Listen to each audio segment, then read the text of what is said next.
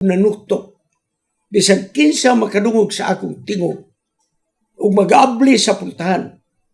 Ako mosulod ngadto kaniya ug manihapon ako kauban kaninyo.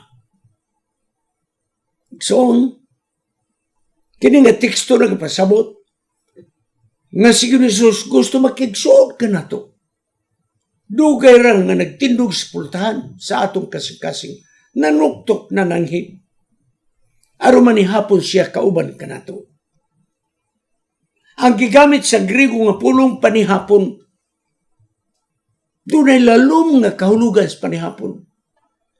Kaya kung mamahaw siya kauban ka na to, watay panahon alang kaniya magdali-dali man ta, kaya mo report na matag flag ceremony. Kaya nagtrabaho man ta, mga kaigsunan. Kung paniod to igsoon, gikapoy na ta. Gusto ta paspas o kaon dahil mo piyong o gamay. Nga naman, alaw na mo report na ta. Huwag panahon na to. Hapanigin ng Ginoo, panihapon ko, mukaon kauban kanyo. Kaya panihapon, huwag mo magdali. Naamoy panahon alang kanako, nga kamo makikistorya kanako. Mga kaigsunan, ang pagpanuktok ni Ginusos sa pultahan sa atong kasing-kasing, ang ato lamang mao, ang atong pagka-willing nga moabli sa atong kasing-kasing. Ablihan na to. Ginoo sulod diri, makikistorya ko nimo. Dagang kog mga bagahe sa akong kinabuhi.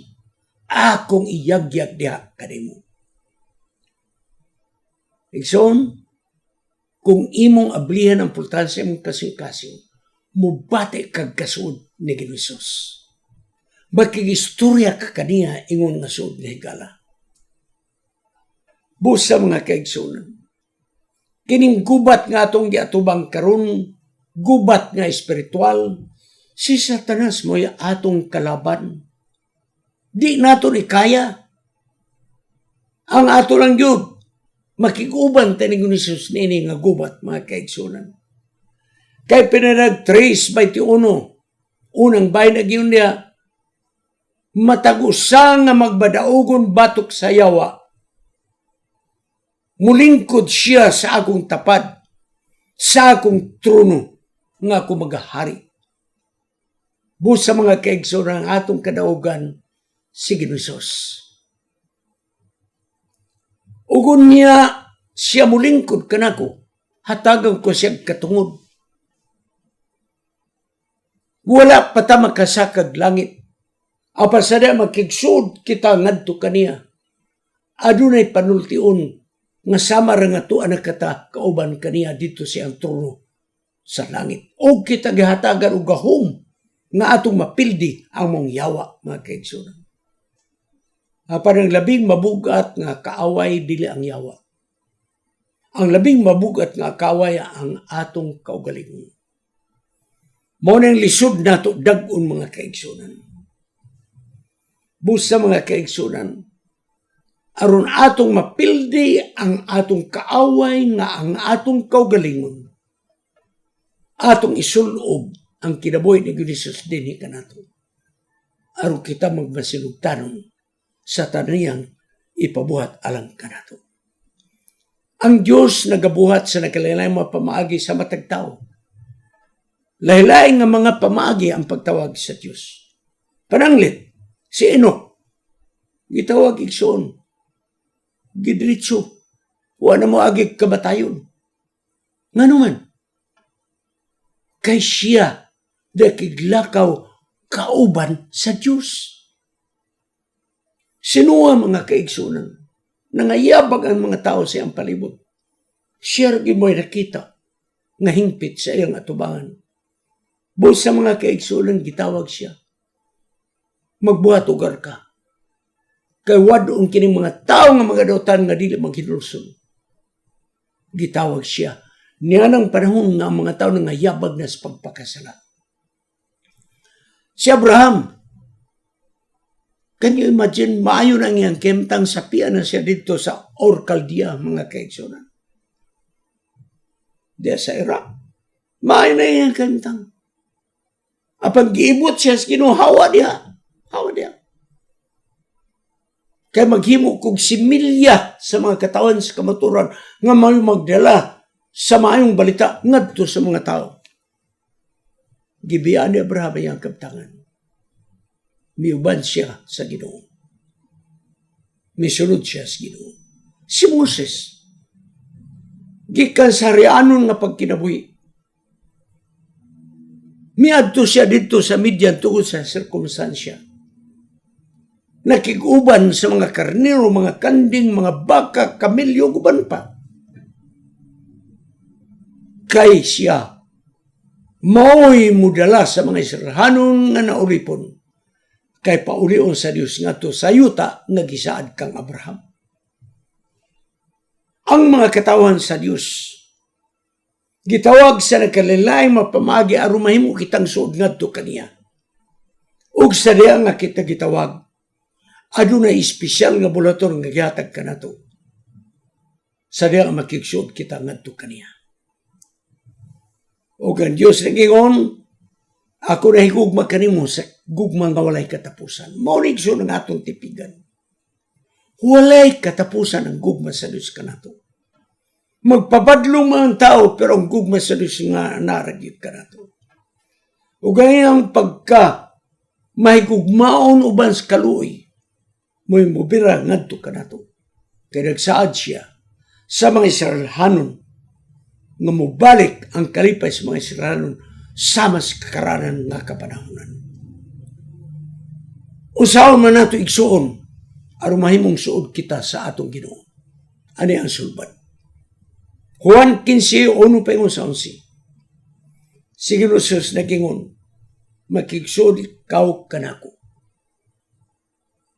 Ang ato pakigsud sama nga siya mo'y punuan mga kaigsuonan sa tunom nga grapes ug kita mo iyang mga sanga.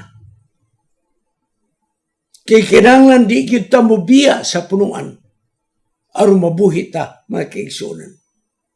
Kaya nga atong kinabuhi na napasukad sa punuan nga mao si Jesus. Busag gigamit anuan 5:1-15 kina mga pulong, stay joined. Makiguban ikaw kanako. Stay connected. Di kinahanglan nga ikaw konektado. Continue to live. Magpadayon ikaw nga magkinabuhi. Nagpasabot mga kaigsunan nga atong koneksyon sa atong Ginoo. Koneksyon nga dili mabugto. Koneksyon nga walay katapusan. Mao ni ang gipangayo sa atong Ginoo. Kita mga sanga, di kailang magpabilin ta sa punuan nga mao si Jesus aron unsa, aron mamunga ta mga kaigsunan. Dili kini bunga igsuon nga kanang giuno na to nga gikilang muwalig yuta aron mamunga ta maka kabigtag hamiling kalag. Usa lang na mga kaigsunan. Apan ang atong koneksyon sa Ginoo permanente. Forever. Nga naman, aron mamunga ta. Unsa mga bunga? Bunga sa Espiritu. Nga mga gugma, kaluoy, kalinaw, pailob, pagkamanuluyon, pagkamaayo, pagkamatinudanon, pagkalumo, mapinugganon. Kita mo na igsoon, mo ni ang bunga nga atong makita ang resulta sa atong kinabuhi sa diya nga konektado ta sa punuan nga mao si Jesus. Busa mga kaigsunan, ang episode 5 ningon kay ang bunga sa kahayag mao kini ang pagkamaayo ug pagkamatarong o kamatuoran. Nagpadayon ang Juan 15, versikulo 2. Ang matagsanga nga niya kanako, nga dili mamunga akong pagaputlon. Parang sanga nga magapamunga ako kining pagahinluan aron mamunga og daghan. Aparigsoon ang pulong nga gigamit din ni dili hinlo, kung dili pruning. Dili ko ka, kung ano ko sa binisego nga pruning ka na bitang pamutlan mga sanga igsoon. So, dili po tipasabot ka kung naan natin yun ni Sos, karang okay ang tanano, na ipano nga pamutlan tagsanga dili gikinahanglan. Ha? Pruningan tas Ginoo igsoon, sakit ba yung mapruningan ta? Aron sa, aron mo mga tagdagan. Busa sa nga pruningan na mga kaigsunan, pamutlang mga sanga, nga wag gikinahanglan, mo na mga sakit nga mga kasanita sa atong kinabuhi. Apan ang tuyo sa Ginoo, aron kitang mulabong o mutubo ang atong pag-alaga kaniya. O nga mga tao, magadaig sa Diyos nga atong gilagaran, kaya nakita nila ang dakong kalayaan kanato. Nga naman, nananggugma kanato, kalinaw guban pa. Ang pagkinabuhi na ni Sos, mo resulta kini mga kaigsunan sa pagtubag sa iyong pagpanuktok. Magpabili na ganita sa atong Ginoo mga kaigsunan, resulta kini sa pag-abli nato suportahan sa atong kasing-kasing. Sa diyan nga nanuktok siya nga nagingon, kung kamo makadungog sa akong tingog, moabli kamo sa inyong pultahan, ako musulod, o manihapon ako kaninyo. Pagkanindot nga siltian. Ang pag-abli nato sa atong kasing-kasing sa atong Ginoo, mo niyang resulta nga kita mamunga mga kaigsunan sa Espiritu. Ano na yung pangapanahong mga kaigsunan? Nga mo ato tagsimbahan. Pero taliwala nga nagsimba ta, murag hawag yapon ang atong gibati. Murag way epekto ba? Murag ang pulong sa Diyos, murag wa tabaduti. Ngano ka mga kaigsunan? Manong susiyo na to. Basig kulang na ang atong koneksyon sa punuan. Abrang nakandot mga kaigsunan, kung mabulag na ang sanga mga kaigsunan, ang punuan yun mo'y mangitag pamaagi nga makabalik ta nga tos punuan. Sige ni Jesus mo'y muuna pagpangita ka na to. Busa mga kaigsunan, ang atong pagduol ngadto kaniya, mo na ang tubag sa iyang pagduol pag-una nganhi ka nato. Kay siya mo'y nanuktok sa pultahan sa atong kasing-kasing. Dili kita mo'y nanuktok kaniya, siya mo'y nanuktok nganhi ka nato. Kay sama mga kaigsuunan sa grapes, sa panahon sa anting tugnaw, pamutlan ang mga sanga, o kuni apostol kini mga kaigsunan. Tanaw ni mo igsoon, murag patay na. Apang pagkatapos sa winter, may saktuhan na og tubig mga kaigsunan, og init sa adlaw mga kaigsunan. Maghinay-hinay na kini, pagpanalingsing ang maunga grapes mga kaigsunan. Inguni-ini ang atong kinabuhi mga kaigsunan. Mayroon ang balang espiritu, mo kini ang tubig sa atong kinabuhi. Mo kini ang magpaturok igsoon sa bunga sa atong kinabuhi. Ug unya kita mo pili sa pagsunod nga kaniya.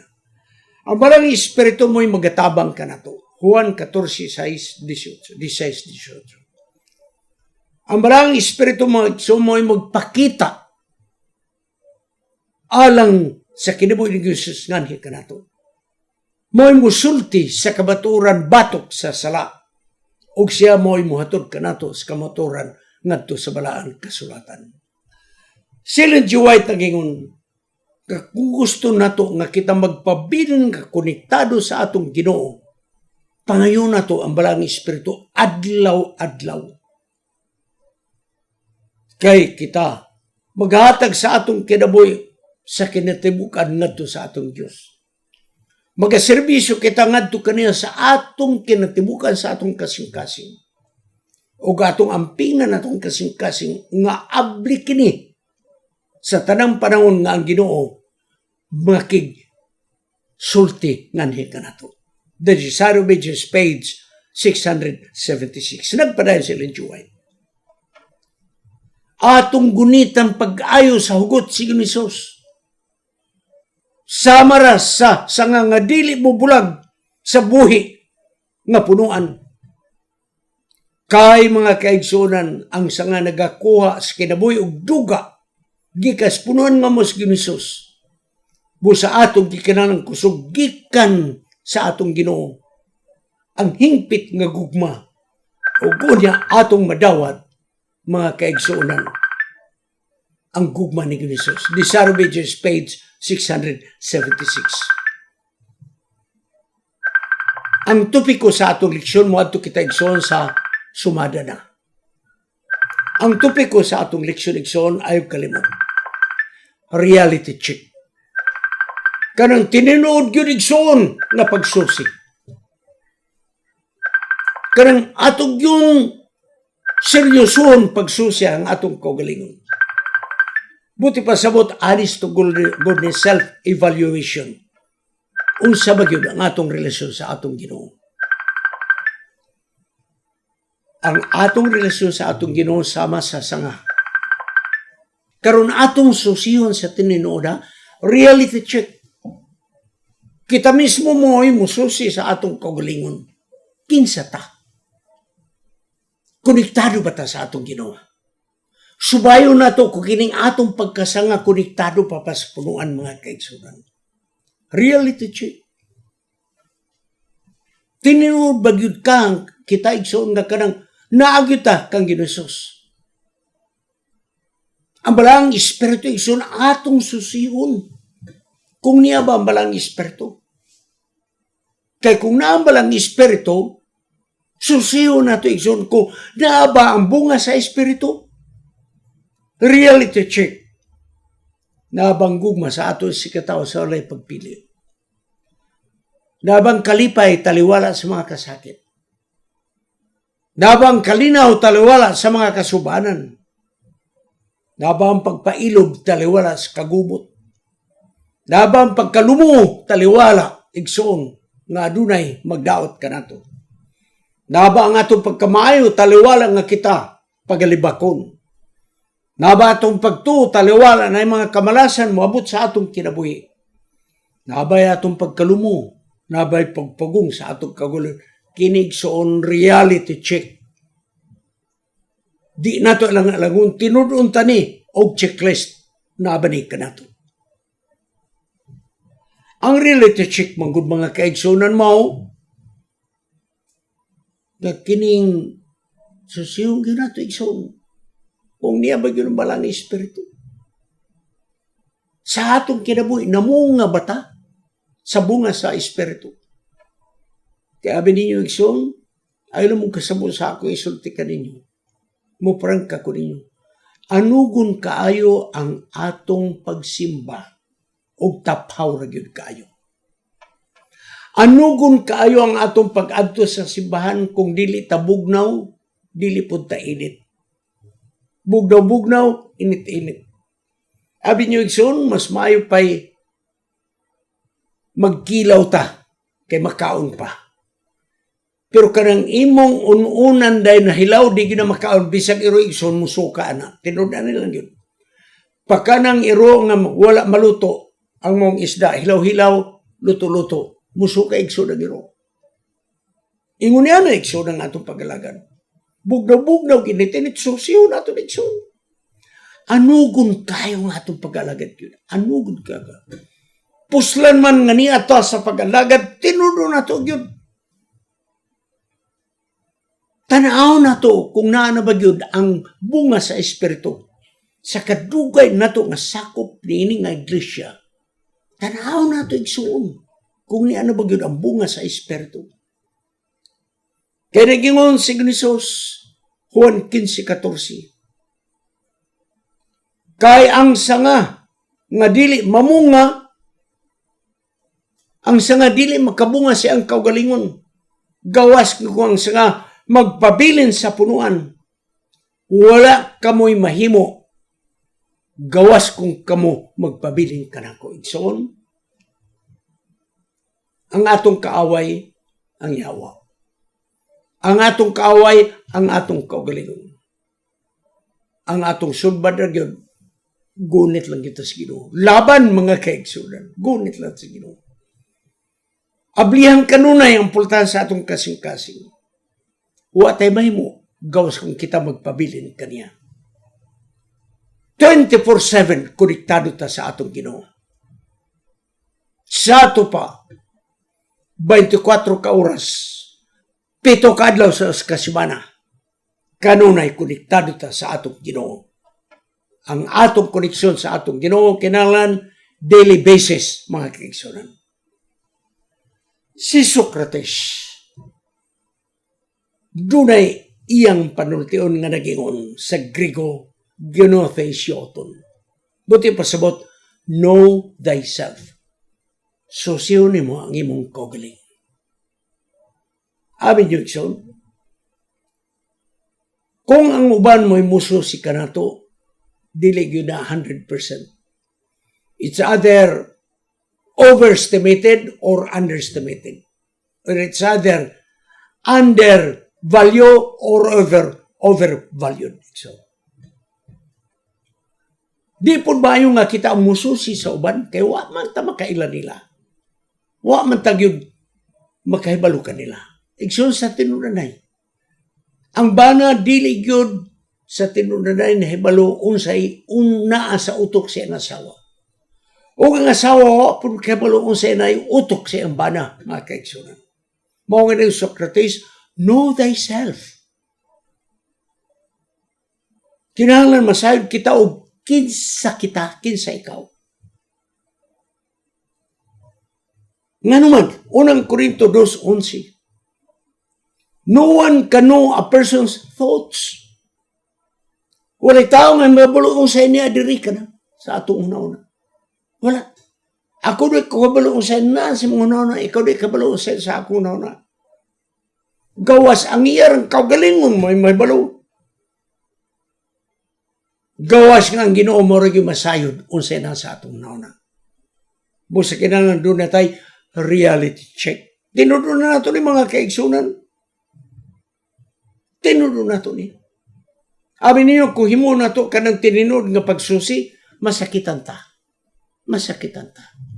Nga naman, makita man yun na to unsa nga atong realidad nga pagkatao. O kunya, mabutang panahon nga malisod na to, dawaton o kinsa ta, mga kaigsunan. Honest to goodness means the reality check. Padigsoon, kung doon na tayo reality check, kanang tininod yun nga pagsusi, makatabang ni pagtanaw kung konektado ba ta sa atong Ginoo o dili. Makatabang ta sa atong pagtanaw kung niluag ba ang koneksyon sa atong Ginoo o dihugot ba. Makatabang ni sa atong pagtanaw kung bugnaw-bugnaw ba ang atong pagkalagad o ginit-init ba, makaigsunan. O kung madawat na to ang realidad sa atong kaugalingon, makita na to unsay kakulangon, nanigson, mahimo na kitang total dependent sa atong Ginoo. Total dependent sa Holy Spirit, mga kaigsunan. So, maghinaot ako na sa atong leksyon o sa riga atong tumong, tinudo na ito pagsusi ang atong kaugalingon. Seryoso nga pagsusi. Kinsa man ako sa atubangan sa Ginoo. Ligon ba ang akong koneksyon sa Ginoo? Luag ba ang akong koneksyon sa akong Ginoo? Init ba ang akong koneksyon sa akong Ginoo? Bugnaw ba ang akong pag-alagad sa Ginoo? O bugnaw-bugnaw, init-init. Niya naman kita sa pag-alagad igsoon, ako magahog ka ninyo. By all means, piragi sa gawom sa malang espiritu. Init tas pag-alagad, hangtod siyang pagbalik. Magampo kita sa pagtapos.